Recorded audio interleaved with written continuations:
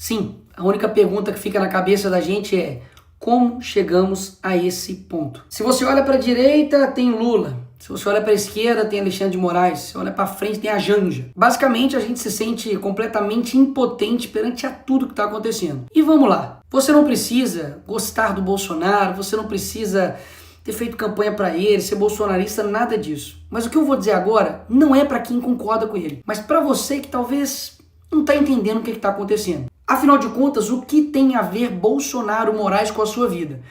Eu vou te explicar. Basicamente, nós temos hoje um cenário em que um ex-condenado é presidente da República e um ex-presidente da República pode se tornar um condenado. E mesmo que você tenha suas divergências com o Bolsonaro, vai aqui alguns pontos para você pensar. Não precisa concordar não, mas pensa aí. Ele nesse momento está proibido de falar com embaixadores, proibido de usar rede social, sofreu busca e apreensão na sua casa, encontraram aí incríveis $14 mil, usando tornozeleira eletrônica e é obrigado a ficar em casa do 19 às 7 horas da manhã. E está proibido de falar com o próprio filho, Eduardo. Aí vem os meus pontos. Alguém que roubou a INSS, que foram bilhões, está usando tornozeleira eletrônica? Você já viu algum traficante, estuprador, alguém aí que roubou bilhões às estatais, ficando impossibilitado de conversar com o seu próprio filho? Ou seja, o script é o mesmo. E quando você entender que nós não estamos em uma democracia, você vai entender o porquê o que estão fazendo com o Bolsonaro afeta também a sua vida. Porque afinal de contas, se eles estão fazendo isso com o ex-presidente da República, o cara basicamente mais popular do Brasil, o que eles não vão fazer com você? Que é digamos, um mero cidadão. Pastor, um estudante, uma pessoa que tem opiniões na rede social, você que é jornalista, empresário, e aí? O que vai acontecer com você? Vamos colocar mais uma vez aqui os pingos nos is. Bolsonaro, como alguns eu ouvi falar aí da esquerda, não está sendo condenado pelo que ele fez na pandemia. Não. Ele não está sendo condenado por corrupção. Não. Ele literalmente está sendo condenado por uma tentativa de golpe.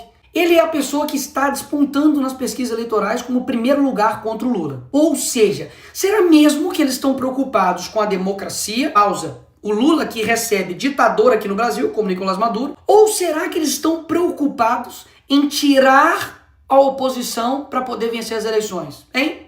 O que você acha? Isso literalmente aconteceu na Venezuela e através do STF, ou seja, a Suprema Corte de lá faz exatamente o que a Suprema Corte daqui está fazendo, especificamente na figura do Alexandre de Moraes. Me parece que no Brasil não tem mais nada mais importante para poder se combater, sei lá, tipo crime organizado. Afinal de contas, Comando Vermelho, PCC e todos os outros que estão aí, estão literalmente destruindo a vida de pessoas, matando, roubando, sequestrando. Mas a preocupação principal da nossa Suprema Corte, nossa Polícia Federal, pelo visto, é uma pessoa que, enfim, tentou dar um golpe lá dos Estados Unidos, em EAD, virtual. Ainda fizeram uma manchete como se $14 mil na casa dele fosse uma coisa, assim, absurda. Ai, bicho, eu sou crente, eu não posso xingar. Mas a vontade que dá de falar, velho, vai pra... Porque nós tivemos agora, na história recente do Brasil, corruptos com malas e malas e malas de dinheiro na casa. E o que aconteceu com esses caras? É isso mesmo, nada. Pessoas que foram condenadas por 400 anos, como o Sérgio Cabral, tá agora sendo influenciador no Rio de Janeiro, gravando um videozinho. Então, peraí, você não precisa gostar do Bolsonaro, não.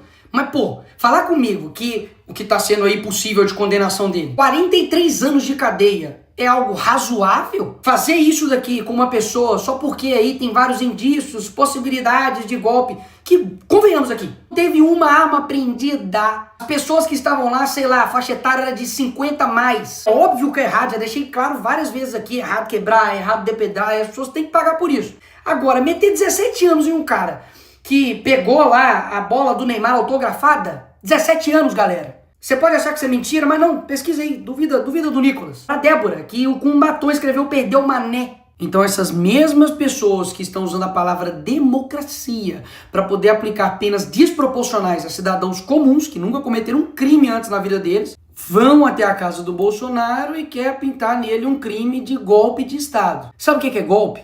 Golpe é lavar dinheiro, é quebrar estatal, é desviar bilhões de reais. Isso sim é golpe. Sabe o que é golpe? É um juiz que não teve uma caramba de um voto, que não é representante de ninguém e não tem legitimidade para poder tomar as decisões, tomar todas as decisões do Brasil. Ou você não sente isso? De que tudo o Alexandre de Moraes decide. E um ponto importantíssimo, tudo isso aconteceu um dia depois do Donald Trump mandar uma carta assinada por ele em apoio ao Bolsonaro, deixando claro que as perseguições, que tudo que está acontecendo com ele é uma injustiça, é caixas bruxas e, obviamente, poxa, estão fazendo isso para poder tirar ele das eleições. E nessa parte, a esquerda me vem com: ai, e a soberania do Brasil, Nicolas? E a soberania do Brasil? Eu concordo que, óbvio, o Brasil precisa, sim, ser soberano. Mas o que soberania significa, criatura? Significa que o país possa ter autonomia sobre suas decisões. E até aí tudo bem. O Brasil está dando um exemplo de como não ser diplomático, né? Porque não sei se você sabe, mas os Estados Unidos não é uma economia que você pode falar: ah, quer saber, não quero ver você. Que antes da campanha o Lula falava que com uma cerveja e uma conversa de bar resolveria uma guerra. E agora não está conseguindo resolver uma questão de tarifa. Só para lembrar aí. Agora, as decisões que os Estados Unidos está tomando nesse momento, ou futuramente possa tomar, como a lei Magnitsky, então até mesmo a taxação que o Trump fez, que no meu vídeo mesmo anterior eu disse que não há o que comemorar, afinal de contas a gente sabe que isso pode sim impactar e muito a nossa economia aqui no nosso país, nada mais está tomando uma decisão de como o seu próprio país irá tratar as questões das importações. Então a narrativa de que isso estaria ferindo a soberania nacional, isso é mais uma narrativa do PT da esquerda. PT esquerda que durante a sua vida inteira mentiu pra você. É o mesmo cara que te prometeu picanha e não entregou nada. Então assim, acreditar em todas as narrativas que a esquerda traz pra você, aí o problema nem é mais a esquerda, meu filho. É o problema é você que acredita nela. Agora, mais uma vez, cá entre nós, vamos recapitular um pouquinho só a história. Lula acabou de pedir pra Cristina Kirchner, que foi condenada por corrupção, a soltura dela. Ele foi lá na Argentina pedir para soltar ela. A Gleisi Hoffmann, que é deputada do PT, não sei se você sabe, mas já foi até a TV árabe para poder pedir pro Lula ser solto. O PT foi em outros órgãos internacionais para poder falar pro Lula ser solto, contra o impeachment da Dilma, enfim. Fizeram isso milhares de vezes. E aí no caso deles é ajuda. Não, nós estamos aqui ajudando. Aí quando é o Eduardo, aí não. Aí é ataque à soberania nacional, é crime. Peraí. Eles não fizeram isso a vida inteira. E tem tipo de coisa que você tem que ir ver. Coloca aí no Google assim, ó, Foro de São Paulo. Vai ver que desde 1990 os caras estão influenciando externamente todos os países da América Latina e principalmente o nosso país. E uma perguntinha aqui gostosa aí pra você que é de esquerda ou canhotinha. Qual seria a sua reação se o Donald Trump, nesse exato momento agora, mandasse um avião aqui pro Brasil para poder buscar e resgatar Jair Bolsonaro? Fala pra mim a verdade, qual seria a sua reação? Ataque à soberania, pipipipopopó e não sei o que, não é? Mas foi exatamente isso que o Lula fez com a ex-primeira-dama do Peru, que foi condenada por corrupção. Usou o seu dinheiro de pagador de impostos, usou o avião das Forças Armadas Brasileiras para poder ir lá e resgatar ela. Opa, peraí! O Lula não tá ferindo a soberania, não? Ou seja, todo o script é o mesmo. Eles fazem a coisa errada, destroem o país, colocam a culpa no outro e depois criam um caos e depois se apresentam como uma solução. Mas e aí, Nicolas, o que nós vamos fazer? Aqui você chega na parte final, mas não menos importante do vídeo. Não, nós não estamos vivendo em uma democracia. Então, vamos partir daí. Em uma democracia normal, o Senado iria colocar freios e contrapesos com o STF. O STF seria uma corte não política, mas uma corte que iria zelar pela nossa Constituição. E o Congresso iria elaborar suas leis, ver o que é melhor para o país e, enfim, também poder fazer emendas à Constituição para poder também frear os poderes dos outros demais poderes. Mas não é esse Brasil que a gente vive. Então esperar de mim ou dos outros deputados que a gente faça algo dentro da regra do jogo que irá mudar um jogo que eles não seguem a regra do jogo, é loucura imaginar essa forma. E eu tenho um exemplo aqui perfeito para poder te dar. No caso, por exemplo, do IOF, que houve um aumento de imposto pelo PT, claro, e Haddad, o Congresso viu isso e falou, vamos derrubar. E nós derrubamos. O que o Lula fez? Foi lá e derrubou a nossa decisão. O que nós fizemos? Fomos lá e derrubamos a decisão dele. O que o PT fez? Levou pro STF. Chegou no STF, o Moraes decidiu o quê? IOF, tá tudo bem, vai rolar. Ou seja, é como se eu fosse um jogador, fui lá no jogo, fiz 3 gols. Finaliza o jogo, nós ganhamos a partida, e aí o juiz fala, não. Os seus 3 gols não valeu, Nicolas. Na verdade, quando você faz um gol, o gol vai pro outro time. Então, vitória do time contrário. O jogador tem culpa nisso? Ele tem culpa de que um juiz está extrapolando por completo a sua competência? Não é falta de competência, de vontade, nem de garra, nem de luta de nenhum dos jogadores. Basicamente porque nós temos um juiz que tem superpoderes. Rui Barbosa poderia ressuscitar e defender que seja Bolsonaro ou a direita ou o Congresso ou o Parlamento, que não resolveria. Então é isso, Nicolas. Nós temos uma ditadura e lascou. Não. Mas tem uma coisa valiosa que eu aprendi com o Olavo, que é o seguinte: quando a sua ânsia de agir é maior do que a sua ânsia de entender, a sua ação sempre vai ser incompreensível. Toda tirania, ela vai dobrando a aposta. E eu confesso que eu estou extremamente preocupado com o nosso país. Basicamente, ou vai surgir um novo Brasil, ou a gente vai virar de fato Coreia do Norte. O que nós podemos fazer para poder mudar essa situação? O primeiro passo de fato é você entender. Entender de que existe uma pessoa, basicamente, que chama-se Alexandre de Moraes, que está desbalanceando a nossa democracia. Então, Nicolas, o que você sugere? Eu confesso que muitas das vezes eu não sei. Mas uma coisa eu sei: que desistir, parar de lutar, parar de falar, parar de gravar vídeo, parar de comunicar com vocês,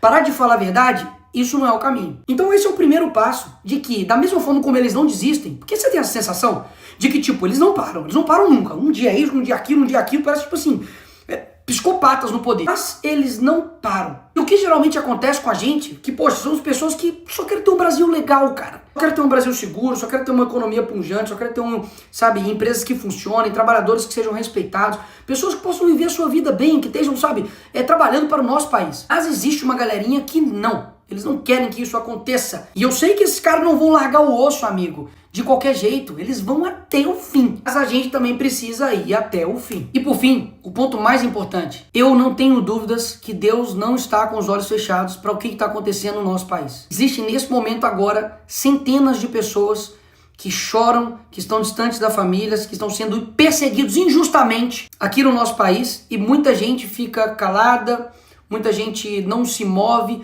usa isso como um jogo político para poder, enfim, lutar pelos seus interesses. Mas eu não tenho dúvidas que podem ter juízes com muito poder, mas eles não têm todo o poder. Então eu te chamo agora não somente para poder tomar ação naquilo que de fato seja necessário. Seja, por exemplo, ir para a rua, seja, por exemplo, compartilhar um vídeo, seja, por exemplo, fazer a política no seu dia a dia, alcançar pessoas que nós não alcançamos, mas principalmente para que você tome uma decisão individual de você de fato se tornar uma pessoa mais próxima de Deus, para você ter um caráter mais parecido com Jesus e dessa forma você mudar o seu país. Porque tudo que eles mais odeiam é um país que se aproxima de Deus, de verdade, não somente de fala, mas de verdade. E muitas das vezes, quando a gente vê tudo isso acontecendo, a última coisa que a gente faz é orar. A gente reclama, xinga, enfim, faz vídeo, faz um monte de coisa, mas a última coisa que a gente faz é apresentar isso para quem realmente está no comando de tudo. E eu quero lembrar vocês de que os hebreus ficaram 400 anos escravizados no Egito. Deus levanta Moisés, ele enfrenta Faraó, vem praga, o povo sofre,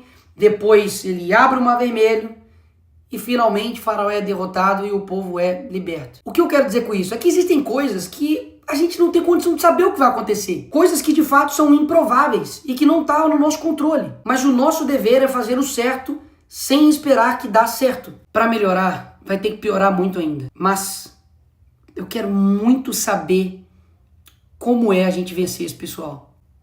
Você não tá com essa vontade também, não? Mas isso não depende de uma pessoa, de uma instituição, de um grupo somente, mas depende de todo mundo. Quando eu falo de todo mundo, é você que, enfim, tá aí, talvez vendo esse vídeo deitado na cama, ou tá vendo no ônibus, tá vendo no avião, enfim, não te conheço. Mas você é importante pra caramba nesse processo. Porque caso contrário, a gente realmente não vai conseguir. Porque pode ter certeza que um país que não sonha, ele não consegue atingir nada. Uma pessoa que para de sonhar, esquece, ela tá morta. Ter certeza que tem muita gente nesse país que tá com o coração verde e amarelo, louco para poder mudar as coisas.